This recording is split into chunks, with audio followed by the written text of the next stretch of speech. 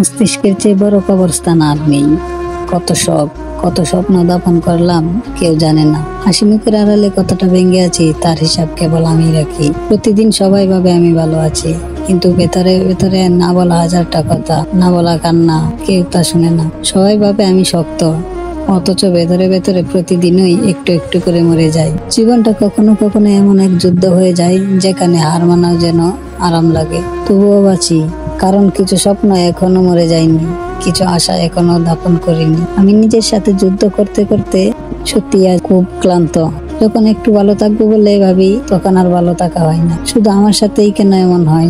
আমার জীবনটাও হতে পারতো একটু হাসি খুশি। আমাকে যদি কেউ একটু বুঝতো, কিন্তু না, কেউ বুঝে না। না বুঝছে আমার পরিবার, না বুঝে আমার প্রিয় মানুষ।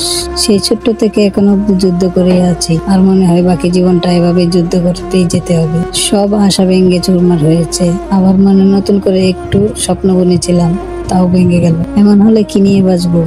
কখন জানি আমার নিজেকে নিজেই শেষ করে ফেলি। সব ঝামেলা থেকে মুক্ত করে নেই, সবাইকে মুক্ত করে দেই। আজ নিজের কাছে নিজেকে বড্ড অবহেলিত লাগে।